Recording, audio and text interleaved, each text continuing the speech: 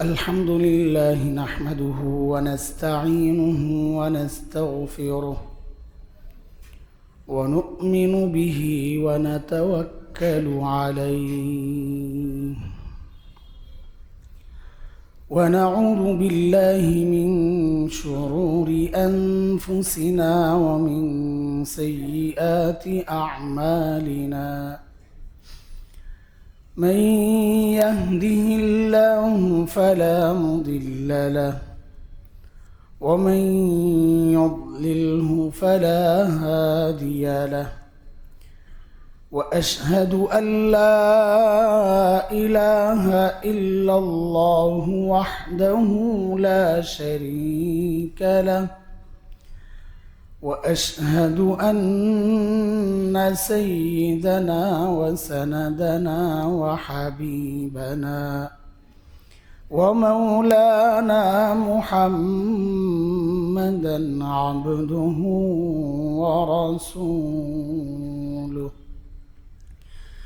اللهم صل على محمد وعلى آل محمد كما صليت على إبراهيم وعلى آل إبراهيم إنك حميد مجيد اللهم بارك على محمد وعلى آل محمد كما باركت على إبراهيم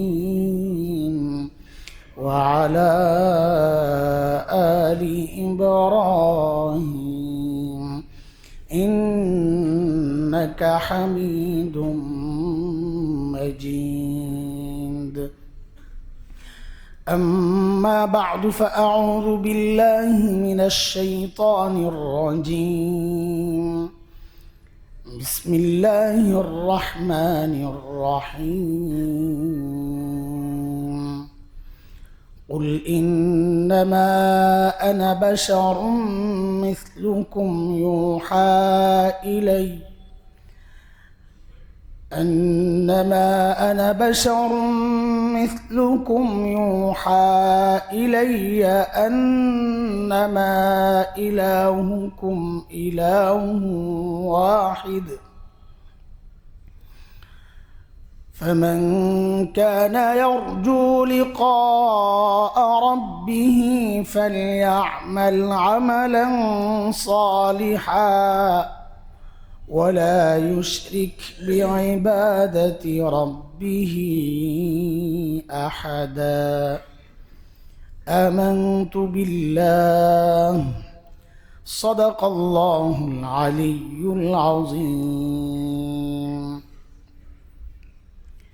محترم حاضرين আল্লাহ সুবহানাহু ওয়া তাআলা আমাদেরকে যে নিয়ামত দিয়েছেন ঈমানের নিয়ামত ঈমানের নিয়ামত কত বড় নিয়ামত এটা যত বেশি বুঝবো ততই আল্লাহর নিয়ামতের শুকরিয়ার মানসিকতা তৈরি হবে এটা দুনিয়াতে না বুঝলেও আখিরাতে বুঝবো কিন্তু দুনিয়াতেও আমরা বুঝি আমাদের ইসলাম কত সুন্দর গত সপ্তাহে আমরা আলোচনা করেছি যে আমার দিন কত সুন্দর আজকে দুনিয়া অনেক নিচে নামছে শুধু ইসলাম দুনিয়ার ক্ষমতায় না থাকার কারণে হযরত শেখ আবুল হাসান আলী নদভী রহমতুল্লাহি আলাইহির বিশ্ববিখ্যাত এক কিতাব আছে মাযা খাসিরাল আলাম বিনহিতাতিল মুসলিমিন মুসলমানদের পতনে বিশ্ব কি হারালো হযরত এটা পুরা ইতিহাস শুরু থেকে আজ পর্যন্ত যে শুধু মুসলমানের ক্ষতি হয়েছে ইসলাম ক্ষমতায় না থাকার কারণে সারা দুনিয়ার কথা বলছি আমাদের দেশ না শুধু ইসলাম ক্ষমতায় না থাকার কারণে শুধু যে খালি মুসলমানদের ক্ষতি হয়েছে তা না দুনিয়ার মানুষেরও ক্ষতি হয়েছে কারণ ইসলাম একমাত্র দিন যে দিন মানুষকে ইনসাফ দিছে ইসলামী শাসন ব্যবস্থা একমাত্র শাসন ব্যবস্থা মুসলমান শাসন ব্যবস্থা বলছি না গুলাইয়া না ফেলি। মুসলমানরা শাসন অনেক করছে, কিন্তু সমস্ত মুসলমানই যে শাসক ইনসাফের ছিল তা না। ইসলামী শাসন ব্যবস্থা যখন ছিল, খোলাফায়ে রাশিদিনের ছিল, আরও অনেকে ছিলেন, হযরত ওমর ইবনে আব্দুল আজিজ রাহিমাহুল্লাহ ছিলেন, বাদশাহ হারুনুর রশিদ ছিলেন, এরকম অনেক ছিলেন যারা ন্যায় বিচারক ছিলেন। তো ইসলাম যতদিন ছিল ক্ষমতায়, ততদিন মানুষ নিরাপদ ছিল, ইনসাফ ছিল। সব ধর্ম, আমরা তো গত জুমায় আলোচনা করেছি যে ইসলাম তো মানুষকে জীবজন্তুর হক আদায়ের ক্ষেত্রেও সতর্ক করে। হযরত থানভী রহমতুল্লাহ আলাইহির কিতাবের কথা বলেছি, হুকুকুল বাহাইম কিতাবও লিখেছেন এই সম্পর্কে, জীবজন্তুর হক। তো সেই দিন আল্লাহ তাআলা আমাদেরকে দিয়েছেন। এই নেয়ামতের অবহেলার কারণে আল্লাহ না করুন, আল্লাহ না নেয়ামত ছিনায় নেন, এটা তো আল্লাহর ওয়াদা। নেয়ামতের শুকরিয়া আদায় করবা না তো আমি নেয়ামত ছিনায় নেব। লাইন শাকারতুম লাআযীদান্নাকুম ওয়া লাইন কাফারতুম ইন্না আযাবী লাশাদীদ। আমার নেয়ামতের অস্বীকার করলে আমার আযাব কিন্তু বড় কঠিন। মুফাসসিররা বলেন আযাবের প্রথম ধাপই এটা, যে ওই নেয়ামতটাকে ছিনায় নেওয়া। এটাই আযাবের শাস্তির প্রথম ধাপ, এরপরে তো আছে। এই জন্যে ঈমানের যে নেয়ামত আল্লাহ আমাদেরকে দিছেন, এই নেয়ামত আমরা মূল সুফল ভোগ করব কোথায়? নেয়ামতের, এই ঈমানের নেয়ামতের মূল সুফল ভোগ করব কোথায়? শুধু জান্নাতে না, মৃত্যুর পর থেকেই তো শুরু হবে। ঈমান না থাকলে তো কবরেই শুরু হবে শাস্তি। আর ঈমানের মৃত্যু যদি হয়, আমি যদি মুমিন হিসাবে আল্লাহর কাছে হাজিরা দিতে পারি, তো আমি কবরের আযাব থেকে বেঁচে যাব, হাসরের পেরেশানি আমার জন্য অনেকটা লাঘব হবে, সহজে জান্নাতে যেতে পারবো। আখিরাতের পুরা টাইমটাই, শুধু জান্নাত না, আখিরাতের পুরা টাইমটাই আমি ঈমানের সুফল ভোগ করব। এই জন্যে ঈমানের যে নেয়ামত আমরা পাইছি, এই নেয়ামত যেন শেষ সময়ও থাকে। আমরা এটাকে বলি খাতেমা বিল খায়র, ঈমানি মৃত্যু। যদি ঈমানি মৃত্যু না হয়, বহু মানুষ, নবীজি সাল্লাল্লাহু আলাইহি সাল্লাম বলেছেন এমন সময় আসবে সকালে মুমিন বিকালে কাফির, বিকালে কাফির সকালে মুমিন। মানে এত পরিবর্তন মানুষের। এখন তো আমরা খুব দেখতেছি, সকালে নামাজ পড়ে গেছে, পরে শুনি এমন এক কথা বলছে যে তার ঈমান থাকার কথা না। হ্যাঁ, ফজরের নামাজ পড়ে চলে গেছে কোথায়? ওই যে রমনায় মঙ্গল শোভাযাত্রায় ফজর নামাজ পড়ে গেছে। মঙ্গল শোভাযাত্রায় গেলেন, এটার খবর আছে কিছু? বাঙালি চেতনা, এই বাঙালি চেতনা, নারীবাদ, এই যে শব্দগুলো, এগুলো হচ্ছে নাস্তিকতার চর্চার একটা চোরাই ফাঁদ। একদম হিসাব সোজা, আমার কাছে আসবেন, ব্যাখ্যা নিয়ে যাবেন, এগুলো নিয়ে বিতর্কের কিছু নাই। আপনার চেতনা নিয়ে আপনি বসে থাকেন। আমার ইমানি চেতনা সবার উপরে। আমার ইমানি চেতনার বিরুদ্ধে, আমার স্বাধীনতা সার্বভৌমত্বের বিরুদ্ধে যে কোনো চেতনা দাঁড়াবে, আমি ওই চেতনায় থুতু মারি, সেটা যেই চেতনাই হোক। এটা আমার ইমান, এটা আমার দেশপ্রেম।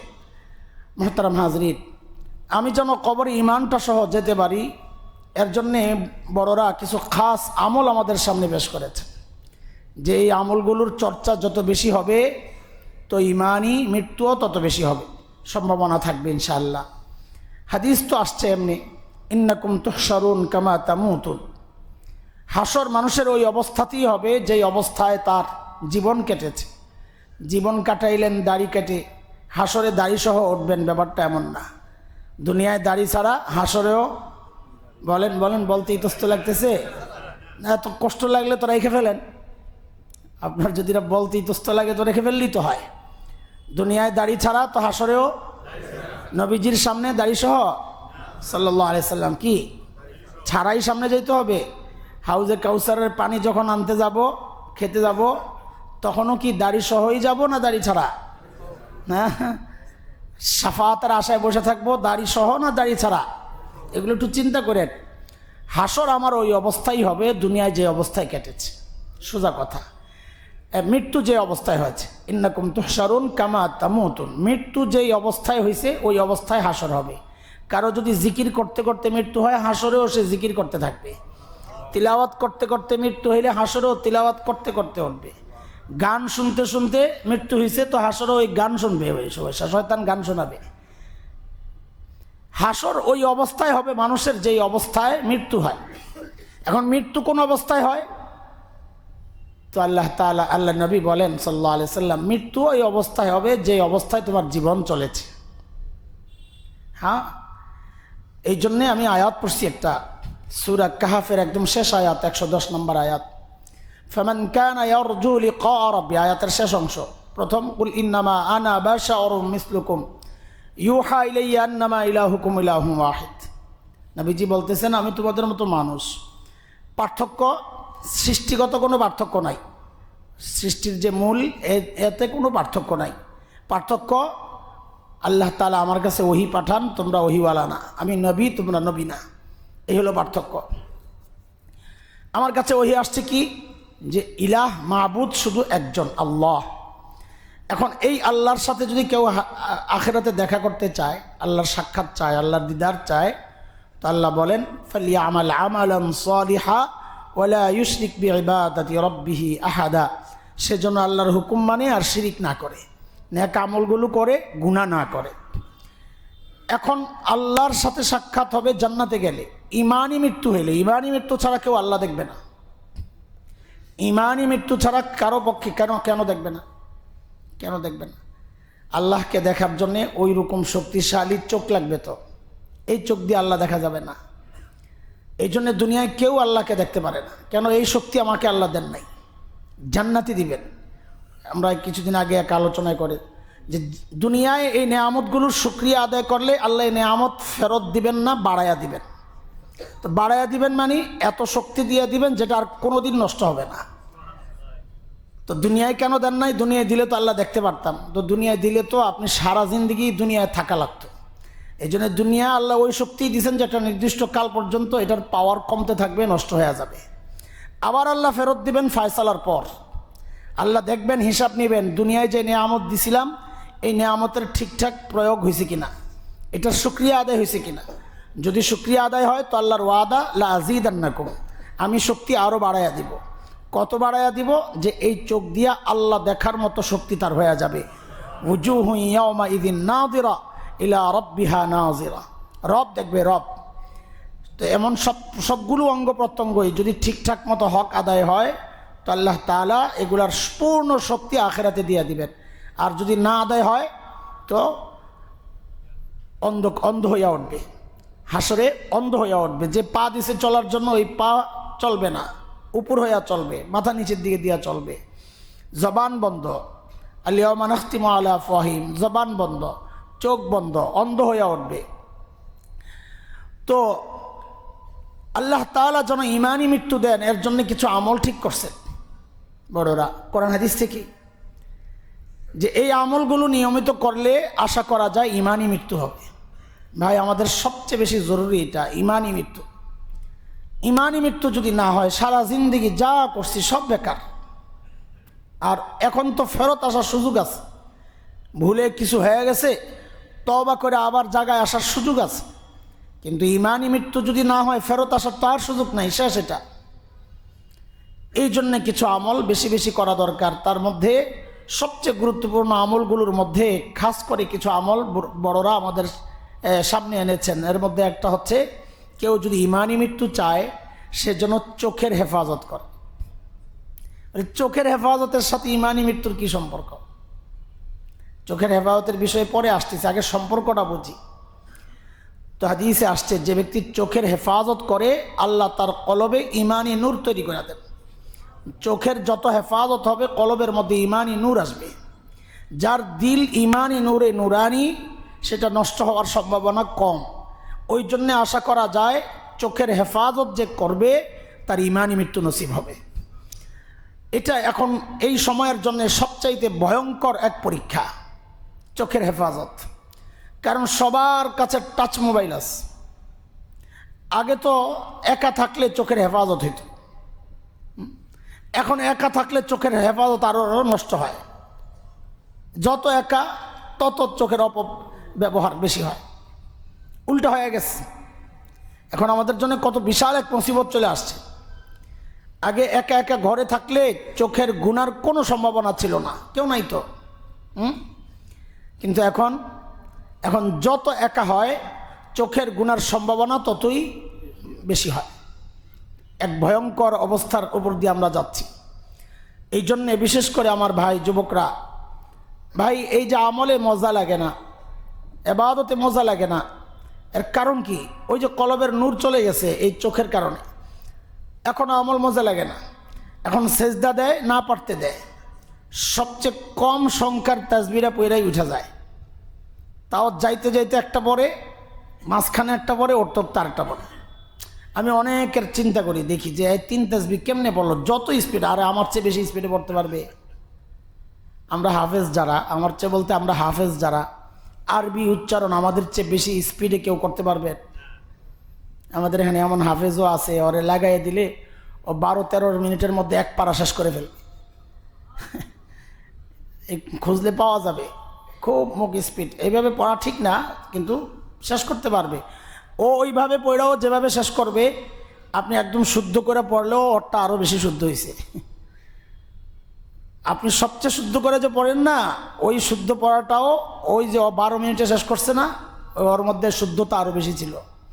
ওইভাবে পড়া ঠিক না।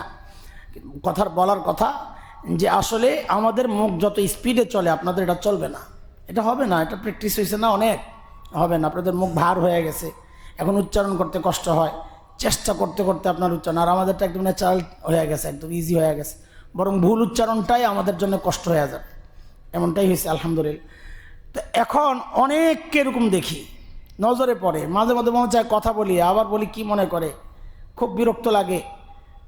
রুকুতে যায়, যাওয়ার আগে উঠে যায়, এই যে কি সেজদায় যায়, মনে হয় যেন সেজদা মাঠ লাগছে কিনা সন্দেহ আছে। তো তাসবিহটা পড়লো কখন? আরে কমপক্ষে 3 তাসবিহ তো পড়ছে না, তো তাসবিহ পড়লো কখন? তখন আমি এটা সিদ্ধান্তে পৌঁছি যে এছাড়া আমার কোনোভাবে হিসাব মিলে না, যে যাওয়ার সময় একবার পরে, গিয়ে একবার পরে, ওঠার সময় আরেকবার পরে, 3 তাসবিহ হয়ে গেছে। এই যে হালত কেন এমন? ইমানি নূর নাই। মসজিদে ঢুকবে এমন বহু আল্লাহর বান্দা আছে, মুত্তাকি পরেজগার, এমন জায়গায় বসে না যেখান থেকে বের হইতে দেরি হবে, যেদিকে বসলে তো একটু দেরি হবে, এমন জায়গায় বসে যেখান থেকে দ্রুত বের হওয়া যাবে। আরে স্যান্ডেলগুলো পর্যন্ত এমন জায়গায় রাখে যেন স্যান্ডেলের অপেক্ষায় মসজিদে বেশিক্ষণ থাকা না লাগে, এমন আল্লাহর বান্দাও আছে। এটা নেফাকের আলামত। একজন মানুষের দিলের মধ্যে যখন নেফাক থাকে, তখন মসজিদে তার অস্থির লাগে। আর ইমান যত মজবুত, সে হাদিসে আসছে, মসজিদে সে লেপ্টে থাকে। ও কলবুহু মুআল্লাকুন বিল মাসাজিদ। যেই 7 শ্রেণীকে আল্লাহ তাআলা হাসরে আরশের নিচে ছায়া দিবেন, এর মধ্যে এক শ্রেণী হচ্ছে রজুলুন কলবুহু মুআল্লাকুন বিল মাসাজিদ, যার দিল মসজিদের সাথে লেপ্টে থাকে, আসলে যেতে মন চায় না, গেলে বাহিরে থাকতে মন চায় না, কখন আবার চলে আসবে। আমরা বহু বুড়াকে চিনি আলহামদুলিল্লাহ, আল্লাহ শুকর, যে দেখি সবার আগে আগে চলে আসে, যায়ও সবার শেষে, আবার আসেও সবার শেষে। অনেকে চিন্তা করেন, আরে ঘরে মনে হয় শান্তি নাই, খালি চাচা মিয়া মসজিদে চলে আসে। উল্টা ব্যাখ্যা করে, ঘরে শান্তি নাই কি করবে, মসজিদে আইসা করে। আরে আল্লাহর বান্দা, এটাও তার একটা গুণ। আমরা আমাদের ওরিয়েন্টালে থাকতো, অনেক মারা গেছেন, আমাদের এই মসজিদের ট্রেজারার ছিলেন, ওনার শ্বশুর ছিলেন একজন। ও আল্লাহর বান্দারে নামাজ পড়তে দেখলে, ফজরের নামাজ যখন আসতেন, লম্বা কেরাত হইতো, তো আমরা দেখতাম যে দাঁড়াইছে যখন, মোটামুটি সোজা হইয়া দাঁড়াইছে, কিন্তু রুকুতে যাওয়ার আগ পর্যন্ত উনি রুকুর কাছাকাছি চলে যেতেন, আস্তে আস্তে নিচের দিকে চলে, এত দুর্বল, বসেও নামাজ পড়তেন না। বিষয় এটা না, বিষয় হলো থাকতেন 5 তলায়। তখন আমাদের ওরিয়েন্টালে লাগে নাই, লিফট লাগে নাই, নতুন যখন বিল্ডিং হচ্ছিল, তো 5 তলায় 4 তলায় থাকতেন, আমি থাকতাম 5 তলায়। তো এই যে সিঁড়ি দিয়ে নামার সময় দেখা হইতো, আমার তখন নিজের উপর যে কত ঘৃণা আসতো, যে আমরা কোথায় আছি। এই মানুষটা এই সকালবেলা এই সিঁড়ি বেয়ে 5 তলা, যে মানুষটা সোজা হয়ে দাঁড়াতে পারছেন না, রুকুতে যাওয়ার আগেই আবার রুকুর কাছাকাছি হয়ে গেছেন দাঁড়াতে, সেই মানুষটা 5 তলা 4 তলা 4 তলার সিঁড়ি বেয়ে উপরে ওঠা, আবার সিঁড়ি বেয়ে নিচে নামা, ওখান থেকে হেঁটে হেঁটে মসজিদ পর্যন্ত আসা, ইমানটা কোন লেভেলের শক্তিশালী হইলে এই কাজটা করতে পারে। হ্যাঁ, তো খালি এটাই মনে না করা যে ঘরে মনে হয় অশান্তি, না, ঘরে তো মেয়ের কাছে থাকতেন, অশান্তির কি আছে। বাবারা শেষ সময়ে মেয়ের কাছে থাকতে সবচেয়ে ভালো মনে করে, হ্যাঁ, একটু ইতমিনান লাগে। তো সেই ইমানের অবস্থা ওই লেভেলের হওয়ার কারণে মানুষগুলো মসজিদে আসা যাওয়া এরকম। এটাকে আল্লাহ নবী বলেছেন, এই স্বভাবের যারা হবে তাদেরকে আল্লাহ তাআলা আরশের নিচে ছায়া দান করবেন, যেদিন আল্লাহর আরশের ছায়া ছাড়া আর কোনো ছায়া থাকবে না। সাবাতুন ইউজিল্লুহুমুল্লাহু ফি জিল্লিহি ইয়াওমা লা জিল্লা ইল্লা জিল্লুহ, আল্লাহর আরশের ছায়া ছাড়া যেদিন আর কোনো ছায়া থাকবে না। তো চোখের হেফাজতের কথা বলতেছিলাম, এই চোখের হেফাজত না করলেই এবাদতে মনোযোগ থাকে না, এবাদতে মজা লাগে না। আমাদের অনেকের এখন অভিযোগ আসা বলেন যে নামাজে মনোযোগ নাই। এটার নানান কারণ আছে, নানান কারণ। মানুষ যে কাজটা নিয়মিত করে ব্যতিক্রম কোনো কাজ করার সময় ওই আগের কাজগুলো বারবার মনে পড়ে, এটাই স্বাভাবিক। এমনকি ঘুমের মধ্যেও আমরা গল্প শোনাইছি না, ওই যে বাসের হেল্পার রাত্রে শুয়ে শুয়া থাপড়াইতেছে আর বলতেছে ওস্তাদ বামে প্লাস্টিক। বউ তুইটা বলে কি করতেছো তুমি, আমারে থাপড়াইয়া শেষ। বুঝেন নাই? বউর সাথে ঘুমায় আছে আর কি বলতেছে, ওস্তাদ বামে প্লাস্টিক। থাপড়াইতেছে কাকে? বউকে। কেন এটা করতেছে? সারাদিন তার কাজ তো ছিল এটা, ওস্তাদ বামে প্লাস্টিক। এখন রাত্রে ঘুমায়া ঘুমায়া বউকে থাপড়ায় আর বলে ওস্তাদ বামে প্লাস্টিক। এটা মানুষের অভ্যাস। মানুষ সারাদিন যা করবে তার ওই অল্প সময় ব্যতিক্রম যখন কিছু করতে যাবে, ওই সারাদিনের বিষয়গুলো তার মনে ঘুরতে থাকবে। এখন নামাজের বাহিরে হইলেও আমাদের বেশি সময় কাটে। এখন ওই বেশি সময়টাই যদি আমি বাজে চিন্তায় মন ঘুরাই, তো নামাজের মতো তো ওইটাই আসবে, এটা তো স্বাভাবিক। এখন নামাজের বাইরে যদি তার মাথায় সারাক্ষণ আল্লাহর কথা মনে পড়তো, আখিরাতের কথা মনে থাকতো, তো নামাজের মধ্যে আর আলাদা চিন্তা করা লাগতো না। খুজু যেটা অন্তরের মনোযোগ এবং অঙ্গ প্রত্যঙ্গ, খুদু হইল অঙ্গ প্রত্যঙ্গগুলোকে মনোযোগী করা, খুশু হইল অন্তরকে মনোযোগী করা, এটা আলাদা প্র্যাকটিস করা লাগতো না। সারাদিন তার প্র্যাকটিস হচ্ছে, নামাজে আলাদা প্র্যাকটিস করা লাগবে। এখন নামাজে মনোযোগ হয় না, এই কারণ একটা আছে। আরেকটা কারণ হচ্ছে কলবের মধ্যে ইমানি নূর কমে গেছে, কালো হয়ে যায় আস্তে আস্তে। এটাকে ঝালাই করতে হয়। কি দিয়া ঝালাই করে? লা ইলাহা ইল্লাল্লাহ। হাদিসে আসছে লা ইলাহা ইল্লাল্লাহ যত বেশি পড়বে কলবের ওই ময়লা তত বেশি দূর হইতে থাকবে। যে যত বেশি চোখের হেফাজত করবে সে সেজদায় তত মজা পাবে, তার উঠতে মন চাইবে না। সে লম্বা সেজদা করবে, তাসবিহ 7 বার পড়বে। কিসের 3 বার? সে 7 বার পড়বে, সে 5 বার পড়বে, সে ধীরে ধীরে পড়বে, তার ভাল লাগতেছে সেজদায়। আর যার সেজদা যার কলবে নূর নাই, তার সেজদা ভাল লাগবে না। মুনাফিকের আলামত বলা হয়েছে এটা কি, যে একজন মানুষ মসজিদে এসে ছটফট করে আর একজন মানুষ বাহিরে গিয়ে ছটফট করে। এই দুইজনের উদাহরণ কেমন? তো বড়রা বলেন কাসামাক ফিল মা। একজন ইমানদারের দিল কাসামাক ফিল মা, পানির মধ্যে মাছ যেমন একদম নিরাপদ থাকে, উপরে উঠলেই ছটফট শুরু করে। মাছ দেখছেন না? উপরে রাখলেই যতক্ষণ তার হায়াত আছে ততক্ষণ ছটফট করতেই থাকবে, পানিতে দিলে আস্তে এসে ঘুরতে থাকে, ছটফট নাই, শেষ। এটা পানির মধ্যে মাছ যেমন, ইমানদারও মসজিদে তেমন। সে মসজিদে আসলেই তার দিল শান্ত, মসজিদ থেকে বের হয়েছে তো তার ছটফট শুরু হবে, অস্থির লাগবে। আর মুনাফিক কাসসাইদ ফিল কাইদ, শিকার খাঁচায় বন্দি করলে শিকার কি করে?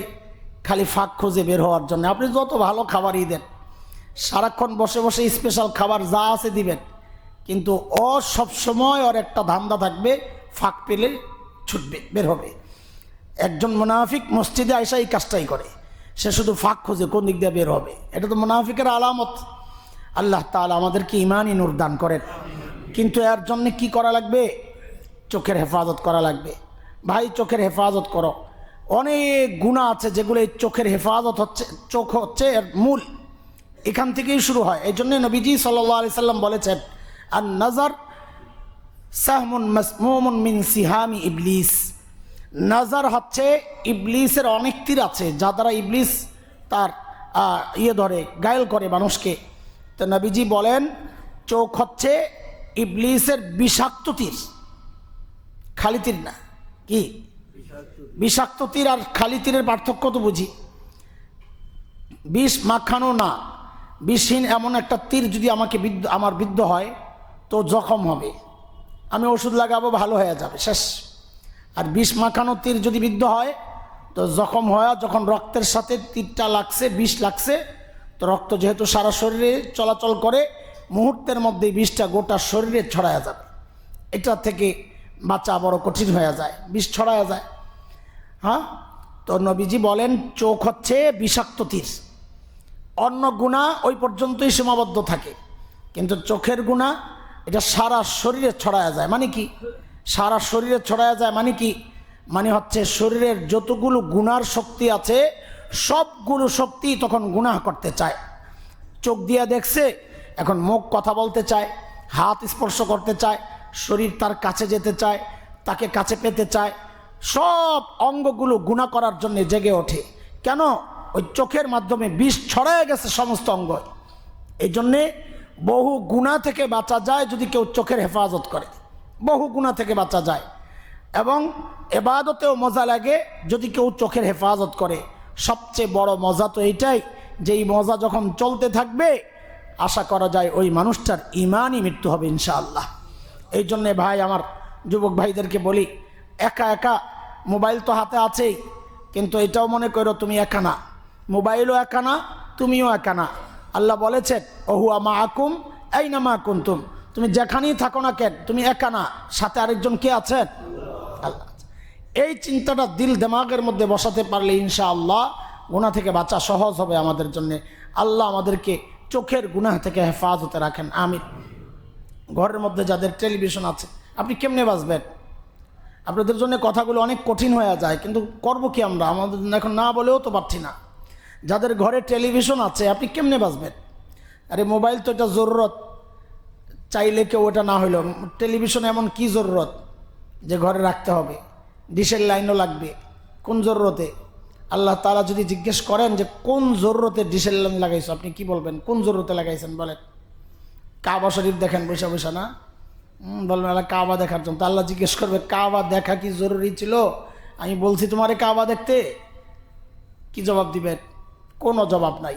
আমরা প্রত্যেকে আটকায়া যাব আল্লাহর আদালতে, মনে রেখেন। আমি কথাটা বলে দিলাম, আপনারা মনে রাখেন, একটু চিন্তা করেন। প্রত্যেকে আল্লাহর আদালতে আসামির কাঠগড়ায় দাঁড়াইতে হবে।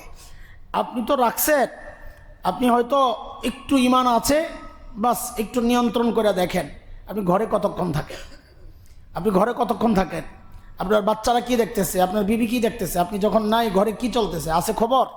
এই প্রত্যেকটা মানুষের নষ্টের পেছনে আপনার যেহেতু ভূমিকা আছে, আপনাকে আল্লাহ জিজ্ঞেস করবে। এটাই নবীজি বলেছেন, আলা কুল্লুকুম রা ওয়া কুল্লুকুম মাসউলুন আন রাইয়াতি। প্রত্যেকের অধীনস্থ সম্পর্কে তাকে জিজ্ঞেস করা হবে যে তুমি তার দায়িত্বশীল ছিলে, কি ভূমিকা রাখছো? তো কি ভূমিকা রাখছো আপনি বলার আগে ওই যার দায়িত্ব ছিল সে দাঁড়ায় বলবে রব্বানা আদাল্লানা, আল্লাহ আমারে গুমরা করছে, ইন্না আতানা সাদাতানা ওয়া কুবারানা ফাআদাল্লুনা সাবিলা, আল্লাহ এদেরকে মানছি আর আমাকে গুমরা করছে, পথভ্রষ্ট করছে, আল্লাহ এদেরকে ধরেন, ডাবল শাস্তি দেন। নাউযুবিল্লাহি মিন যালিক।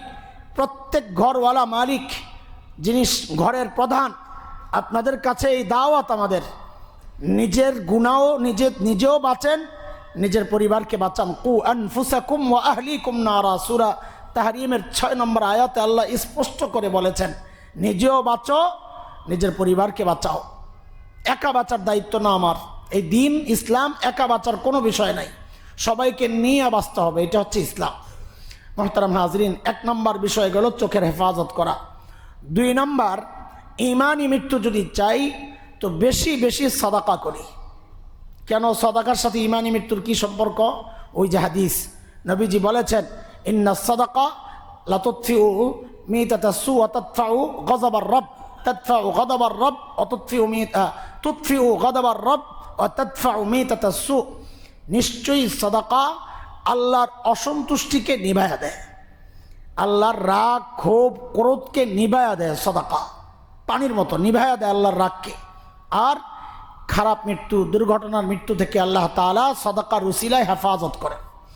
এই জন্য এটাকে নিজের আমল বানায় নেন, আমল, নিয়মিত আমল বানায় নেন। আরে ভাই, বড় টাকা দিতে যদি আপনার কষ্ট লাগে, ঠিক আছে, ছোট টাকা দিয়েই আপনি কাজটা করেন না নিয়মিত। একটা ভাঙতি টাকার বান্ডিল গাড়ির মধ্যে রেখে দেন, দেওয়া হবে। অনেক সময় ভাঙতি টাকা না দিতে পারি না, হ্যাঁ ভাঙতি টাকা।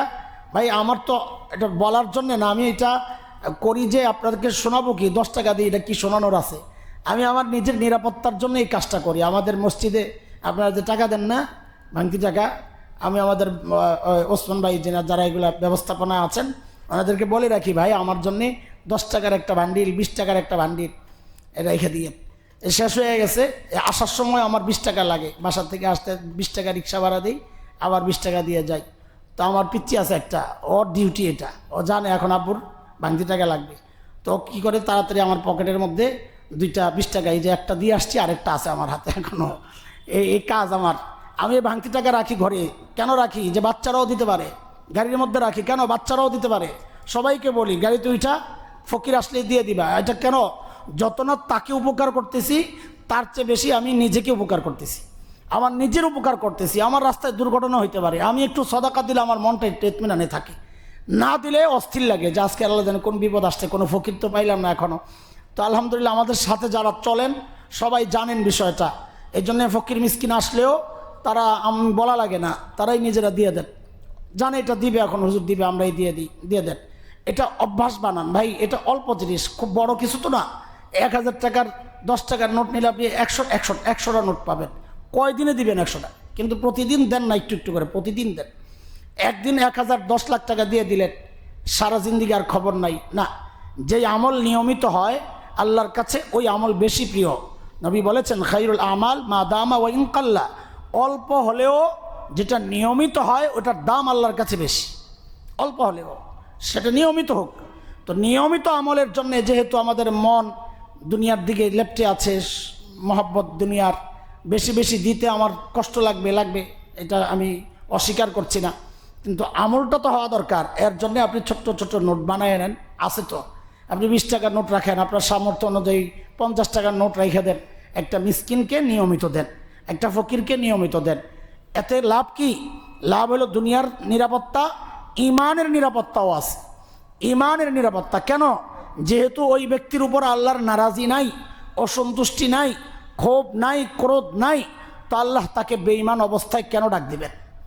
আপনি যদি কাউকে ভালোবাসেন তো আপনি তার ক্ষতি চাইবেন, তার বিপদ চাইবেন না। আপনি মানুষ, আপনার দয়া আর আল্লাহর দয়া তো এক না। তা আপনি আমি যদি কারো উপর খুশি থাকি, তার বিপদটা না চাই, সে মুসিবতে পড়ুক এটা না চাই, হ্যাঁ, তো আল্লাহ কেন চাইবেন বলেন? বাচ্চারা ঘর থেকে বের হয় অস্থির লাগে, ডাক দিয়ে বলতে থাকি আব্বু বাপা দিয়ে বের হইও, আব্বু বিসমিল্লাহ তাওয়াক্কালতু আল্লাহ বলে বের হইও, তো ওরাও আমল করে। এই যে ডাকতেছি বাবা হিসাবে কেন? অনিরাপত্তার জন্যে, যে বাবা এইভাবে যাও, বাম পা দাও, বিসমিল্লাহ তাওয়াক্কালতু বলো, আয়াতুল কুরসি পড়ো, বিসমিল্লাহিল্লাযী লা ইয়াদুররু পড়ো, আউযু বিকালিমাতিল্লাহি তাম্মাতি পড়ো। ঘর থেকে বের হইলে গাড়ির মধ্যে লাগায় রাখছি, অনেক সময় আমারও মনে থাকে না। সেদিন একটা আলেম দেখে বলতে স্যার ভাই এটা তো ভালো ব্যবস্থা। আমাকে ভাই হ্যাঁ, এটা আমার ইমান দুর্বল তো মনে থাকে না, তো এই জন্য এরকম টাইপ করে আমার গাড়ির মধ্যে লাগায় রাখছি, যেখানে বসি ঠিক মুখের সামনের মধ্যে লাগায় রাখছি। কি একদম ওই যে আল্লাহুম্মা ইন্না নাসআলুকা ফি সাফারিনা হাযাল সুবহানাল্লাযী সাখখারা লানা হাযা ওয়া মা কুন্না লাহু মুকরিনিন ওয়া ইন্না ইলা রাব্বিনা লামুনকালিবুন। আল্লাহুম্মা ইন্না নাসআলুকা ফি সাফারিনা হাযাল বিররা ওয়াত তাকওয়া ওয়া মিনাল আমালি মা তারদা। আল্লাহুম্মা হাব্বিন আলাইনা সাফরানা হাযা ওয়াতি আন্না বু'দা। আল্লাহুম্মা আনতাস সাহিবু ফিস সাফার ওয়াল খলিফাতু ফিল আহল। আল্লাহুম্মা ইন্নী আউযু বিকা মিন ওয়াসাইস সাফার ওয়া কাবাতিল মানজার ওয়া সুইল মুনকালাবি ফিল মালি ওয়াল আহল। আমার তো মুখস্থ আছে, তারপরও লাগাই রাখছি কেন? এটা আমাকে মনে করাইয়া দেয়। দরজার সামনে লাগানো ছিল আল্লাহুম্মা ইন্নী আউযু, ঘরে ঢোকার সময় বাহির থেকে যখন আসি, হ্যাঁ, তো ওই একটা দোয়া আছে পড়তে হয়, হ্যাঁ, যে দোয়াটা পড়লে নবীজি সাল্লাল্লাহু আলাইহি ওয়াসাল্লাম বলেছেন যে ঢুকে হঠাৎ এমন কিছু সে দেখবে না যার দ্বারা সে বিব্রত হবে, যে অবস্থায় রাখছে ওই অবস্থায় এসে পাবে। হ্যাঁ, এই দোয়াগুলো জায়গা মতো লাগায় রাখা, তো মনে পড়বে। আমাদের তো মনে থাকে না ভাই, আজান কেন দেয়? সাহাবীদের যুগে আজান হয়েছে কি হয় নাই? তাকওয়ার কোনো ঘাটতি ছিল সাহাবীদের? তো নামাজের জন্য কেন ডাকতে হইতো? মনে করায় দাও, মানুষের সহ হইতো না, মানুষ তো ভুলে যায়। আর একজন নবী মুসা আলাইহিস সালাতু ওয়াস সালামের সাথে যে চলতেছে, সেও তো ভুলে গেছে, নবী একটা দায়িত্ব দিছিলেন, ভুলে গেছে। তো ধমক দিয়েছেন তোমার কুছি মনে করায় দিতে, মনে করায় দিলা না, তো সে শয়তানের কাঁধে চাপাইয়া দিছে। ওমা আনসানিহু ইল্লা শাইতান, আওয়াজ করে হুজুর ভুলে গেছে, শয়তান আমারে ভুলাইয়া দিছে। শয়তান আমাদেরকে যে ভুলাইয়া দেয় এটা কোরআন দ্বারা প্রমাণিত। তো শয়তান যেহেতু ভুলাইয়া দেয়, এর বিপরীত আপনি একটা দাঁড় করাইয়া দেন, আমি যেন ভুলি না ভুলি। তো দোয়াগুলো এই জায়গা মতো লাগাইয়া দেন, আমলগুলো জায়গা মতো লাগাইয়া দেন। আমরা মাঝে মধ্যেই বলি যে এরকম স্টিকার বানায় লাগায় দেন, আমি গীবত করব না, গীবত শুনবো না। আমাদের স্টিকার এখনও আছে, আমাদের মসজিদের অফিসের ভিতরে লাগানো আছে। ওই প্রথম যখন বানাইছিল ওনারা লাগাই রাখছে, দেখছি গীবত করব না, গীবত শুনবো না বলে ঘরে লাগাইয়া দেন, ঘরে লাগাইয়া দেন। নেকি যত ছোট হোক ছাড়বো না, গুনাহ যত ছোট হোক করব না, লাগাইয়া দেন। তো চোখে যতবার পড়বে অন্তত ওই টাইমটায় তো একটু আমলের স্পৃহা জাগবে, নিয়মিত না হোক। এগুলো হচ্ছে মনে মনে করায় দেওয়ার জন্য। তো বলছিলাম যে হাতের কাছে রাখেন তো আমল হয়। আপনি ভান্ডিল একটা রেখে দেন না গাড়ির মধ্যে, কি আসে যায়? একটা 10 টাকার ভান্ডিল রাখেন, একটা 20 টাকার ভান্ডিল রাখেন, এটা তো সহজ হিসাব। অনেক সময় ভাঙতি টাকা না থাকার কারণে দেওয়া হয় না, যেন দেওয়া হয় এই জন্য আপনি প্রস্তুতি নেন না। তো আল্লাহও তো দেখতেছেন যে আমার বান্দা সদকা দিতে ইচ্ছুক। কখনো যদি দিতে না পারেন তো আল্লাহ তাআলা সদকার সওয়াব দিবেন ইনশাআল্লাহ, যেহেতু আপনার পুরা নিয়ত আছে দেওয়ার। এটা তো হচ্ছে দুনিয়ার নিরাপত্তার জন্যে। আর মৃত্যুর সময় ঈমানি জিন্দিগি নসিব হবে ইনশাআল্লাহ তাআলা। আল্লাহ আবার সদকারে বাড়ান, সদকাকে আল্লাহ বাড়ান। হাদিসে আসছে হাসরের মাঠে বান্দা দেখবে অনেক বড় দান তার আমল নামায়। আল্লাহ আমি তো এগুলো করি নাই, দান করছিলাম তো 10 টাকা। তো আল্লাহ বলুন তুমি তো করছো 10 টাকা, আমি এটারে পালছি, আমি এটাকে বড় করছি, বাড়াইছি। বাড়তে বাড়তে আল্লাহ যখন বাড়াইবেন তখন কত হবে বলেন? হ্যাঁ, ছোট ব্যবসায়ীর কাছে ইনভেস্ট করবেন, ও বাড়াইলে কত বাড়াবে? বড় ব্যবসায়ীর কাছে দিবেন তো বড় বাড়বে, বেশি বাড়বে। তো এটাই হচ্ছে আল্লাহ বাড়াবেন, এটাই চিন্তা করেন। আমি দিচ্ছি তো 10 টাকা, কিন্তু আল্লাহ বাড়াইলে এটা অনেক বেশি হবে। নিয়মিত করবো ইনশাআল্লাহ তাআলা। তো বড়রা বলেন যেহেতু সদকা করলে আল্লাহর রাগ ক্ষোভ নিভে যায়, তো আশা করা যায় ওই ব্যক্তিকে আল্লাহ বেঈমান বানায় ডাক দিবেন না। যেহেতু আল্লাহ তার উপর রাজি, তো আল্লাহ বেঈমান বানায় কেন ডাক দিবেন? আল্লাহ যাদের উপর রাজি থাকেন আল্লাহ তাদেরকে জান্নাতের ওয়াদা করছেন। আল্লাহ কি বলেছেন? রাদিয়াল্লাহু আনহুম ওয়া রাদু আন। এরপরই আল্লাহ বলতেছেন আমি তাদের উপর রাজি, বলেই আল্লাহ বলতেছেন ওয়া আ'আদ্দা লাহুম জান্নাতিন তাজরি তাহতাহাল আনহারু খালিদিনা ফিহা আবাদা। যাদের উপর আল্লাহ রাজি তাদের জন্য আল্লাহ জান্নাতের ওয়াদা করছেন। তো দুনিয়ায় যদি আল্লাহ কারো উপর রাজি থাকে তার জন্য জান্নাতের ওয়াদা। জান্নাতি হওয়ার জন্য তো ঈমানি মৃত্যু তো লাগবে। তাহলে কি আশা করা যায়? যে সাদাকা করলে ইনশাআল্লাহ ঈমানি মৃত্যু নসিব হবে ইনশাআল্লাহ তাআলা। 3 নাম্বার বলে কুনু মা'আস সাদিকিন। নেককার আল্লাহওয়ালাদের সাথে সময় বেশি কাটাও। আল্লাহওয়ালাদের সাথে সময় বেশি কাটালে, নেককারদের সাথে সময় বেশি কাটালে ঈমানি মৃত্যুর সম্ভাবনা বেশি থাকে। এটা হিসাবটা একেবারেই সোজা। আপনি যার সাথে থাকবেন তার কাজগুলোই তো করবেন। একজন নেককারের সাথে বসে বসে তো আপনি গুনাহ পাপ কাজ করবেন না। তো গুনাহ অবস্থায় মৃত্যু না, ঈমান হালত এর বিপরীতে ঈমানের মৃত্যু, এটা খুব সহজ হিসাব। আর আল্লাহওয়ালাদের কাছে যত বেশি যাবেন তত দিল পরিবর্তন হয়, দিলের মধ্যে আমলের জজবা জাগে, স্পৃহা জাগে। আপনি দেখেন এই যে মসজিদে আসেন না, কোনো গুনাহ করতেছেন? এখন দিলের যে হালত, আপনি বলেন তো এই হালতটা ঘরে গেলে থাকবে? থাকবে না। এটাই তো প্রমাণ করে যে এই যে নেককাররা একসাথে থাকলেই গুনার ইচ্ছা দূর হয়, নেককাররা একসাথে থাকলেই ভালো হওয়ার একটা আগ্রহ তৈরি হয়। এটা তো এই মসজিদের মধ্যেই বোঝা যাচ্ছে। তো কাজেই যত বেশি নেককার আল্লাহওয়ালাদের সাথে সম্পর্ক রাখবেন ইনশাআল্লাহ তত বেশি ঈমানি মৃত্যুর আশা আমরা করতে পারি ইনশাআল্লাহ তাআলা।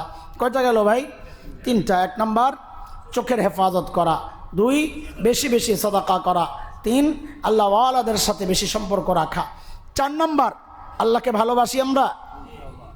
বাসের কত? অনেক। মাশাআল্লাহ, আল্লাহ কবুল করে। আল্লাহর ভালোবাসা প্রকাশ করতে হবে, এটা আল্লাহ পছন্দ করেন। যে বান্দা তার শুধু ভালোবাসা না, হাদিসে তো আসছে আল্লাহ বান্দাকে যে নেয়ামত দেন আল্লাহ চান বান্দা সেই নেয়ামত প্রকাশ করুক। ইন্নাল্লাহা ইউহিব্বু আন ইয়ারা আসারা নিআমিহি আলা আবদিহি। বান্দারে আল্লাহ যে নেয়ামত দিয়েছেন আল্লাহ চান বান্দা সেই নেয়ামত প্রকাশ করুক।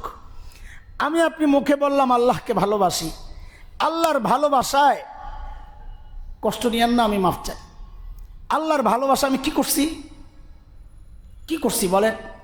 আমি আমার বিবিকে বেশি ভালোবাসি, আমি আমার সন্তানকে বেশি ভালোবাসি, আমি আমার নেতাকে বেশি ভালোবাসি। আপনি দেখেন, আপনি যাই বলেন না কেন, আমি আমার দোকানকে বেশি ভালোবাসি। আজানের সাথে সাথে আমি দোকান বন্ধ করতে পারি নাই আল্লাহর ডাকে। পারি নাই, অপেক্ষায় আছি, জামাত তো দেরিতে দাঁড়াবে, আমরা লাস্টে যাব না। তার মানে কি? আমি দোকানকে বেশি ভালোবাসতেছি। আল্লাহর ভালোবাসায় আল্লাহর সবচেয়ে মাহবুব বান্দার সুরত আমি ধরতে পারি নাই। আমি বলি আল্লাহর ভালো, এটা সস্তা কথা। হ্যাঁ, আল্লাহ যাকে ভালোবাসছেন, যার সুরতকে আমাদের জন্য মডেল বানাইছেন, উসওয়াতুন হাসানা বলেছেন, সেই নবীজির সুরতটা ধরতে পারি নাই, নবীর পোশাক পরতে পারি নাই, নবীর দাড়ি রাখতে পারি নাই, নবীর জীবন যেভাবে চলেছে পারিবারিক, সামাজিক, রাষ্ট্রীয়, একটাও আমি অনুসরণ করতে পারি নাই। আল্লাহকে ভালোবাসি, মুখের কথা একটা বলে দিলাম। আল্লাহকে নিয়ে কটূক্তি করলো কদিন আগে এক দুষ্ট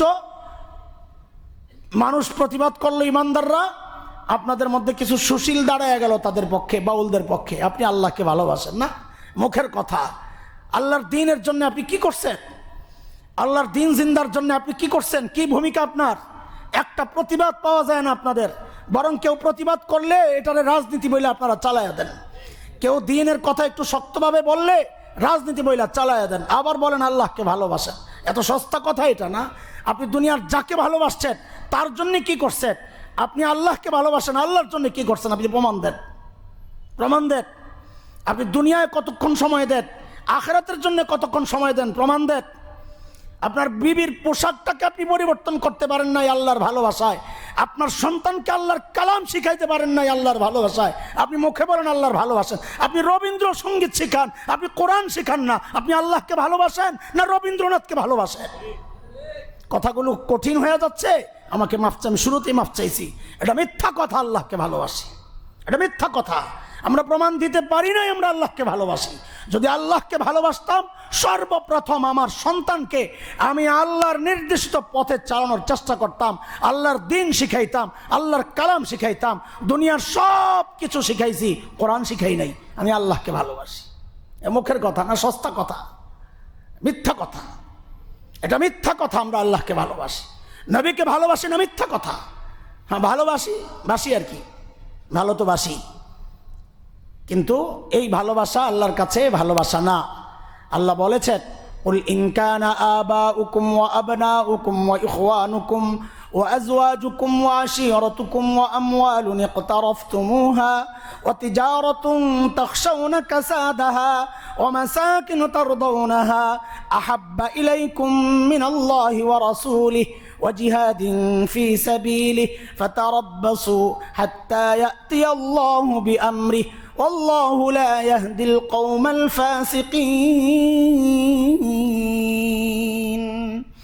আল্লাহ 8টা বিষয়কে সামনে আনছেন। 8টা: বাবা মা, সন্তান, ভাই বোন, এরপরে স্বামী স্ত্রী। এই হইল 4টা হইল আত্মীয়তার সম্পর্ক মানুষের। এরপরে 5 নম্বর হলো আশীরাতুকুম, নিকট আত্মীয় স্বজন যারা আছে। এই 5টা হইল সম্পর্কের দিক থেকে। 3টা হইল সম্পদ, আমওয়ালুন ইকতারাফতুমুহা, যে মাল আমার গচ্ছিত আছে। তিজারাতুন তাখশাউনা কাসাদাহা, অডেল সম্পদ না, ব্যবসার পুঁজি কম, যে কোনো মুহূর্তে যাবে এই মালের প্রতি যে আগ্রহটা। এরপরে সুন্দর বাড়িটা, পছন্দের বাড়িটা। এই যে 8টা বিষয় আল্লাহ বলেন, যদি কারো দিলের মধ্যে আল্লাহ, আল্লাহর রসুল, জিহাদ ফি সাবিলিল্লাহ, এই 3টা বিষয় যদি ওই 8 বিষয়ের চেয়ে বেশি প্রিয় না হয়, তো সে যেন আল্লাহর আযাবের অপেক্ষা করে। আপনি আল্লাহকে ভালোবাসেন, আল্লাহ বলে তোরে আমি আযাব দেব, রাখ। আপনার ভালোবাসার কি বিনিময় দিলেন? আল্লাহ তাআলা বলেন যে আযাব দিব, আযাব। তার মানে আমার ভালোবাসা যেমন, আল্লাহর বিনিময়ও তেমন। আমি আমার মা বাবারে বেশি ভালোবাসবো আল্লাহর চেয়ে, সন্তানকে বেশি ভালোবাসবো, বিবিকে বেশি ভালোবাসবো, আমার ঘর বাড়ি, আমার ব্যবসা বাণিজ্যকে বেশি ভালোবাসবো, আর মসজিদে এসে বলবো না আল্লাহকে বেশি ভালোবাসি। এটা হয়? এটা হয় না দোস্ত, এটা ধোঁকা, এটা ধোঁকা। আমি শয়তানের ধোঁকায় পড়ে আছি। আল্লাহ আমাদেরকে হেফাজত করেন। আল্লাহ, আল্লাহ রসুল, জিহাদ ফি সাবিলিল্লাহকে সবচেয়ে বেশি ভালোবাসার তৌফিক আল্লাহ আমাদেরকে দান করে। তো আল্লাহর ভালোবাসা প্রকাশ করা, প্রকাশ কেমনে করব? প্রকাশ কেমনে করব? যখন দেখবো একদিকে দিন, একদিকে আমার এই যে বিষয়গুলো, আমার সন্তান একটা দাবি করতেছে, আমার দিন আরেকটা বলতেছে। আমি যদি সন্তানের দিকে না তাকাই, আমার দিনকে প্রাধান্য দিই, তো বোঝা যাবে আমি আল্লাহকে ভালোবাসছি। আমার সমাজ বলে এই পোশাক পরো, আমার দিন বলে না এই পোশাক পরো, তা আমি সমাজের পোশাক বাদ দিয়ে আমি আমার দিনের পোশাক ধারণ করছি। আমার বিয়ে শাদীর প্রোগ্রামগুলো আমার দিন বলে এইভাবে করো, আমার সমাজ বলে এইভাবে করো, আমি সমাজ বাদ দিয়ে আমার দিনকে গ্রহণ করছি। তো বোঝা যাবে আমি আমার আল্লাহকে ভালোবাসছি। আমার সামনে হালালের রাস্তাও আছে, হারামের রাস্তাও আছে। হালাল একটু কম বাহ্যিকভাবে, হারাম বেশি বাহ্যিকভাবে। আমি হালাল বাদ দিয়ে হারামের রাস্তাটা ধরলাম, তো আমার আল্লাহ বলবেন যে তুমি হারামকে বেশি ভালোবাসছো, আমাকে না, তাইলে তুমি আযাবের অপেক্ষা করো। আমার নেতা আমি কাকে নির্বাচন করব? একজন ইমানদারকে না একজন সুদখোর, ঘুষখোর, একজন দুর্নীতিবাজ, সন্ত্রাসী, লুটেরা, সব পাপ কাজে লিপ্ত? আরে সবচেয়ে বড় পাপ কাজ নামাজে আসে না নেতা।